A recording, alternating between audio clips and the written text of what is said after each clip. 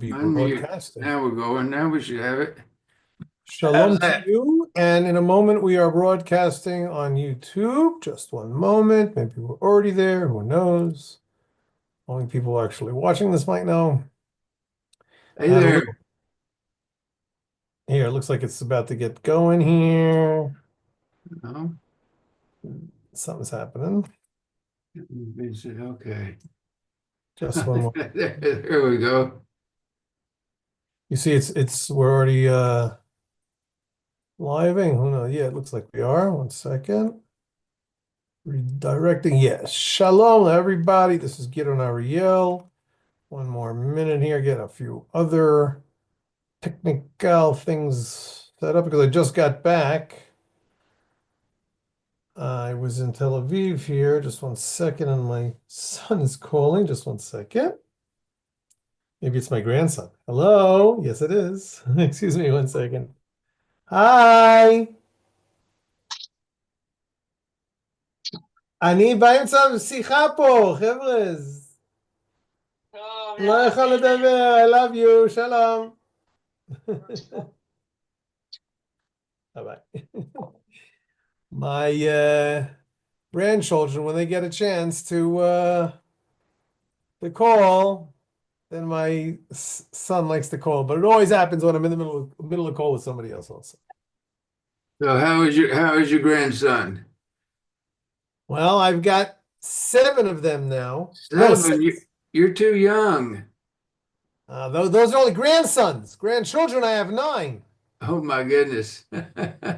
Oh, it's a big blessing. Baruch Hashem. Our Well, it, youngest, it, it says in the good book to be fruitful and multiply, right? yeah, even if you only read the first chapter, you're okay with that. So Yes. how are you, my friend? I haven't talked with you in a while. It sure seems that way. We're doing okay. I don't know if you know my assistant, Joanna, that works with me at Root Source in the Philippines. I don't know her personally, no. How is she? She's fine, but she just had a baby boy herself, Okay. like about a week and a half ago. So we're getting organized. This is the first time that I had an employee that is taking maternity leave. Okay. Well, that's So a for good thing. Oh yeah, please God. For months I'd been looking for, really for years I was looking for somebody to not to replace her because she's very good, but to at least work aside of her when she's busy doing other things or something like that. So I finally found somebody, and hopefully somebody by the name of Krishina, I think that's her name. I'm still unsure how to pronounce it, and hopefully she'll do good while Joanna is out, and exactly how out she's going to be, it's also not clear. Anyway, that's what's keeping me a little bit busy nowadays, preoccupied. So how does Israel? We're drawing near to a new president here in the U.S. He's giving his red line, let the hostages go, or all hell's going to break loose. What do you think that means? I think that it means that nobody that I we'd better not find out what it means. That's a good answer. That's what it seems. Listen, today I didn't get a chance to listen to the radio too much today, or to see the news, or to hear the news, because number one, my in my community we had a not a problem with the electricity, a problem with the internet connection. Okay. So usually either it's the internet on the computer or the internet on the phone, but it's not both at the same time. So if the internet on the computer doesn't work, then I connect it with the phone. If the internet on the phone doesn't work, so anyway I'm on the computer, it doesn't bother. But today we had problems both with the phone and both with the computer. I Oh, said, well, heck with this, I'm out of here. well, I'm just so happy you got it fixed in time for us to visit. As a matter of fact, so what I do, I don't know if I've ever told you, but I from time to time I volunteer to drive patients from the hospital home here in the Hebron area. That's wonderful. So if I have a few hours that I can squeeze in, then that's what I do. So here I saw that I wasn't going to have internet for who knows how many hours. So I said, what am I going to do? I don't know. Without internet, I'm a lost cause. So I drove to Tel Aviv and I picked up these I think cancer patients. I'm not sure what they have. They're different people, they're different stuff. And I brought them home. And then on my way home, I said, wait a second, I haven't even heard if there's internet or not. Oh, yeah, I hope there is. Otherwise, what's going to be? Thankfully, God rewarded me for doing that good deed. So now there's internet. So how long? That's a ways from Hebron to Tel Aviv. How long did that take you? Without traffic, it's about an hour and a half, or maybe an hour and a quarter. With traffic, it's close to 2 hours. And so, how many people did you have in your car with you? So on my way there, I was empty. I think I took two hitchhikers from Kiryat Arba, near where I live, to Gush Etzion, about a 20-minute ride. We're still in a homey family kind of community around here. Is there such a thing as hitchhiking where you live? Not today. Not Now, today. when So I by was us, a there still is. when I was a boy, it was a different world in America then, and we kids hitchhiked all the time, all over the Right, place. right. I even So hitch, I now, even, yeah, I even hitchhiked in college right. to get home a time or two. But we had a different America then, and Right. people don't do that today, really, unfortunately. It doesn't seem to be as safe. So in But so in Israel, when I moved to Israel about 40, 50 years ago, then everybody hitchhiked all over the country. right. But then little by little it became less and less so. And today it's only in Judea and Samaria pretty much. Because I live in a small community. The kids are coming home from someplace or they went to spend time with their friends. And there's no bus for 2 hours. So what are you gonna do? So you stand there, and if somebody's on their way there, everybody recognizes everybody. That's it. So anyway, so I picked up a few kids on their way to Gush Etzion, about 15-minute drive. And then from there, I continued on to Tel Aviv. I picked up these patients, and I turned around. How many patients did you have? So I have room for four passengers in my car, and usually it is one patient and one escort. Often they're kids, so they're there with their mothers. Mm. So this time there was one 2-year-old kid with her mother, and she only spoke Arabic, so I didn't get a chance. Usually they only speak Arabic. And but the guy who sat next to me, he was a 67-year-old guy. He's got cancer, but his Hebrew was impeccable. So we spoke the whole way back. Do you speak Arabic? No, I speak like about a dozen words that every Israeli knows, but I can't repeat them on television. How were you able to communicate with this lady? How did you know where to take her to? So I pick up all of the patients at the Tel HaShomer Sheba Hospital, and there's an organization that organizes all of this. Evidently, they drive like about 1,000 patients a month, Oh my goodness. so they have probably about a few hundred volunteers a month. I volunteer once or twice a month, and But how did you know where to take her to? so I drop them off at the place between I, Israel and the West Bank. There's like a place where everybody goes, and from there somebody else picks her up. I see. Okay. But this That's other, and usually it's four people, so it's one in the front and three squeezing in the back. that's a wonderful mitzvah to be doing that for people. I think so. Of The only course it problem is. is that many people in my community and Bichlal, Jews, who live in the settlements in Judea and Samaria, they are very hesitant about any kind of Arabs. I understand. And I have to tell you, I don't have to tell you what I'm going to tell you, that this organization has been around, I don't know, for about a decade or two. And a lot of the patients who come from the West Bank, they also come from Gaza. They also came from Gaza. So you had people who would pick them up from the kibbutzes, from the small Jewish communities near Gaza, just on the Gaza border. What happened on October 7th? If it did, I don't know if it was any of the patients, but some of these, and I'm a settler, I'm a real I'm a right wing activist.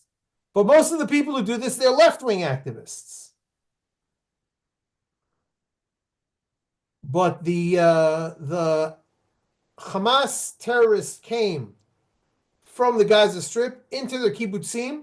Three of the volunteers who transport sick people from Gaza to the hospital and back, they were murdered in their homes in the kibbutzim. And one of them was kidnapped and is still in Gaza. Did you ever? These people, their whole life is dedicated to making peace with Arabs, and that's what they got back. I understand. I don't. It's tragic, very tragic. But when I heard about this, I saw somebody was doing on Facebook. I said, "Listen, sometimes I have time. I live here. I'll go to if I feel like going to Tel Aviv. I don't know." And so I try to do it once a month. It's a very good thing to do. In a small country, it's much easier to do that, and I guess in a huge country like America. But when I was a kid, everybody knew everybody. Everybody was kind of local. You were all neighborhood people, and uh, we would go down the street and play all day outside. We didn't Yep. have electronic gadgets, and the parents knew we were down the street somewhere. They didn't have to know exactly where because wherever we were playing, our friends' parents, We're not far. they had the unspoken permission to spank us if we misbehaved or send us home. So it was the parental grapevine network that looked after us. I think they had the right to make sure that all hell would break loose if somebody did anything wrong. Oh, all these parents were Donald Trump. Exactly. And so nobody ever did anything wrong because nobody wanted to see hell breaking loose. So that was it. You had to go uh, pick your switch that they were going to spank you with. And if it was not green enough, they would send you back to get another one, and you'd get twice as many lickings. Oh my God. So it wasn't those kinds of respect, you might say, for your parents uh, caused you to behave so that you didn't want to get any of those spankings. Hey, spare the switch, spoil the child. Well, it might come out like that, but there was a different respect for elderly people and parents in that era. So hopefully, that's one thing I've appreciated about the Jewish culture is a respect for the parents Yeah. in the Well, in the it says past. so right there in the Bible. It's one of the Ten Commandments, man. Well, hey, you live a long life now. I guess Peggy and I have done a little bit of that because we're in what's called the 1% club. Is that right? Are you going to ask me what that is? I was just about to ask you, what is Okay. that? Thank you. Thought you would never ask. Well, that means that people born in the 40s, because Peggy and I were born in the 40s, that's 1940s. Uh, only 1% of the people born in the 40s are still alive today. So Peggy and I are in the 1% club. Wait a second. Yeah. What were you born in 1940 or 1949 or where? Well, Peggy was born in 41. I was born in 42, but we barely made it into the 40s. So that decade of the 40s, 40 to 49, I guess, people born in that time frame, only 1% are still alive today. So we're in the 1% club. We're doing pretty Well, good. I never I hadn't given that thought. Everybody talks about the greatest generation and the baby boomers, all that kind of stuff. But I never thought that at some point there's only 1%. That really it's obvious.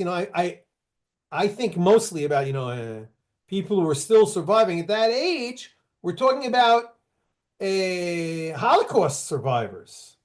So I don't know how many people called themselves Holocaust survivors, but certainly there's only, as you said, there's barely 1% of people born in those years that are still alive.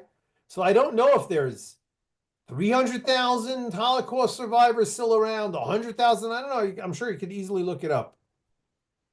Yeah, well, they would have been born earlier Not necessarily. The in youngest, the the youngest, 30s. the youngest Holocaust person born during the Holocaust was born in when? In They 44? would have had to been born in the 30s pretty much because Kristallnacht was November 9 and 10, 1938. There were So people, there were, yeah, 938. There were people born after the Holocaust started. that's true. Absolutely. I think that the former chief rabbi of Israel, current chief rabbi of Tel Aviv, Rabbi Yisrael Meir Lau, I think he was born very late. Not sure. Whatever. So anyway, I'm going we're to look we're that up. we're still That here. people, you're saying that people who are between there, wait a second, 1950, you're saying. That's 50. That's people between 75 and 85. There's only 1% of them still alive. That would be true. Yes. And that's for people born in the 40s.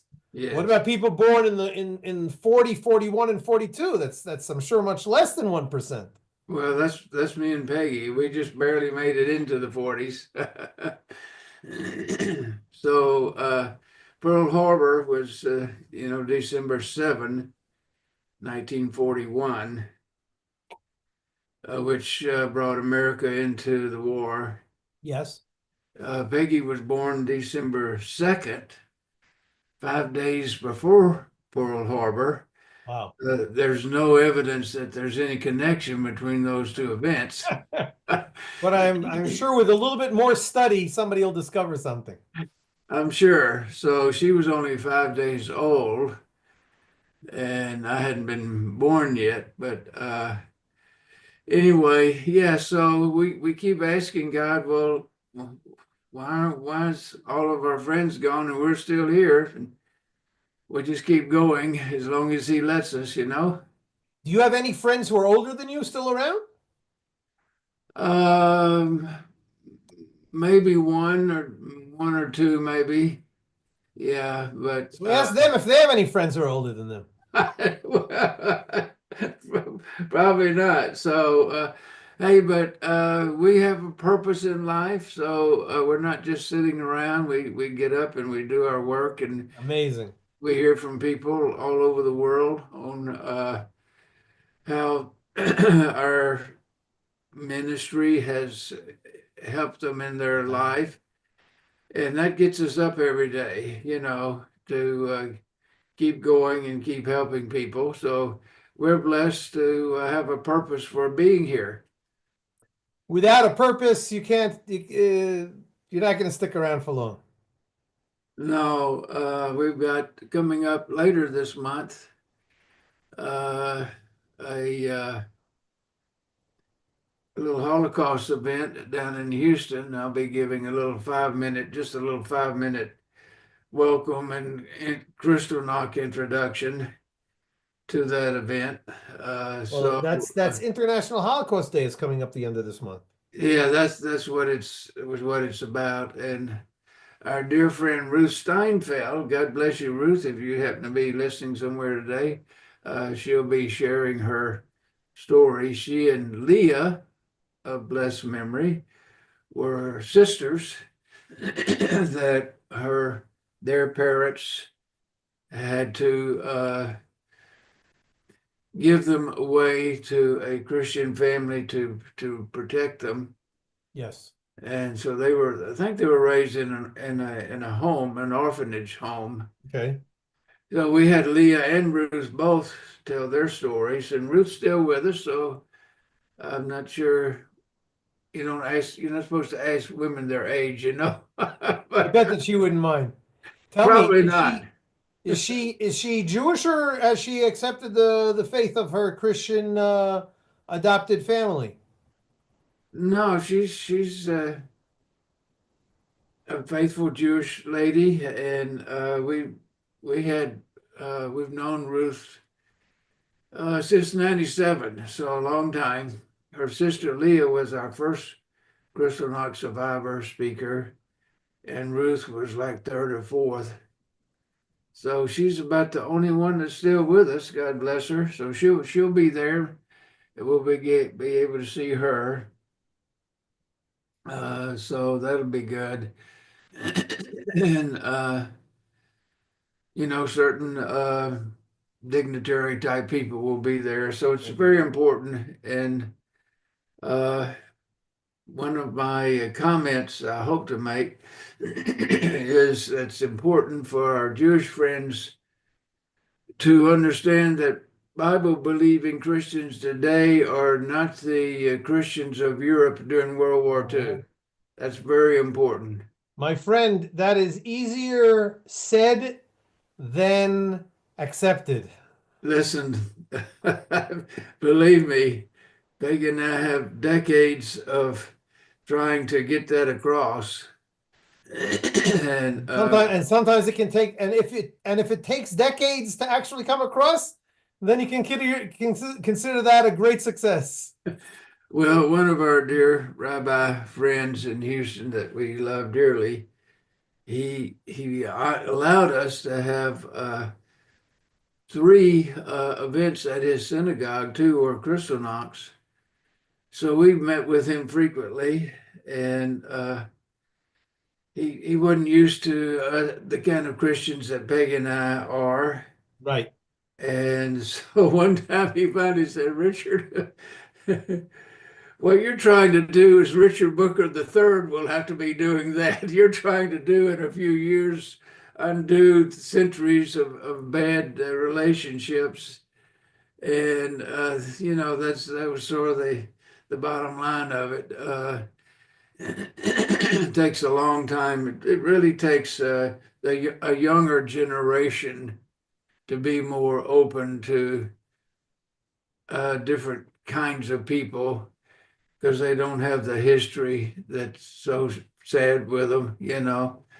So I think we're seeing that, of course. Well, you and I are talking here, Oh, and that's probably couldn't have happened 20 to 30 years ago. So there's a lot of progress being made. You just have to keep at it, keep loving people unconditionally, and be who you are. you know, my father was a Holocaust survivor. I didn't know that. He I was didn't born remember. in Hungary, and he was the older of two in the family. His sister was 2 years younger than him, and his parents were my grandparents. My grandfather had like 13 kids, and my 13 brothers and sisters, and my grandmother had like 11 or something like that. Which No, if I can take a detour from this story, I'll just say one of my favorite jokes. turn that off. I'm turning that off. I'm sorry. You All right. okay? Yeah, I got it. One of my favorite jokes is on one of these TV programs that they talk to people in the audience, and the MC of the TV program started talking to somebody, And she said, "Yes, we've recently gotten married. Me and my no," she said, my wife, my husband and I." And he asked her, "Oh, and how many brothers and sisters?" "We have I have 8 brothers and sisters." "Wow, and your husband?" "Oh, he's got actually 10 brothers and sisters." "Wow, and how many kids do you guys have?" "We only have one kid." I said, "Only one kid?" She said, "Give us a chance. We've only been married a month." That's one of my favorites. Okay. But anyway, even though my grandparents had that many siblings, they only had these 2 kids. But during the Holocaust, all 4 of this family were separated. And so, but after the Holocaust, they all survived and they all came back, and ultimately they all moved to Paris and then to Montreal and ultimately to New York, where my father met his my mother, and that's where I was born. But on the way to New York, my father actually came to Israel. He was in Israel for, I'm not really sure, a few months or a year or so. Was that what year would that be? I'm not sure. I don't know if it was before 48 or slightly after 48, but it was obviously around then. And he studied at the Bnei Akiva yeshiva with Rabbi Moshe Tzvi, the founder of the Bnei Akiva yeshiva movement and chain. So So how did your father survive the Holocaust? by a miracle, of course. I'll tell you one story. I don't have a lot of time because I'm having another meeting in a moment. Um, my father, my name is Gidon Ariel, but I Hebraicized. I changed my last name. My last name was Reich. My father's name was Reich. His name is Peter Reich. And they were walking around the camp in Hungary, and there was some sort of a loudspeaker, somebody that said, people, only people who we call their names, they are allowed to live in this house, in this safe house. It was like sort of like what's his name, Schindler or something like that. Anyway, so they called out Peter Reich, but they said he's 67 years old. So my father was only like about 12 or something like that. So he was still with his mother. They got back together, and she brought him to his, and he said, "Mom, that's not me. That's somebody else. I don't care. We'll go there." And she convinced them that he was the Peter Reich that they had to admit. Oh my And, goodness. and then she said, "Well, you can't just take my 12-year-old son without me. I'm coming too." Oh my goodness, what a woman. What a story. Wow. That's a beautiful story. Yeah, well, we've got a few more. Anyway, I'll have to leave you with that story because I have somebody else coming in. And I didn't even get a chance to mention your coat of many colors over there that you're wearing, your robe of many colors. I know. It's beautiful. Thank you. And I'm looking forward to hearing it again. And how is Peggy doing? Peggy is doing amazing. Baruch Hashem. It's a miracle of God for sure. Amen. Thank you for So your let us prayer. continue to hear these miracles. And the next time we meet, may we be meriting more miracles, both on a personal level, a national level, and a universal level. Well, we rely on the mercy and grace of God, regardless of whether we merit it or not. If it was up to us, we wouldn't be getting very many. Amen. Oh, Okay. well, thank you very much, sir.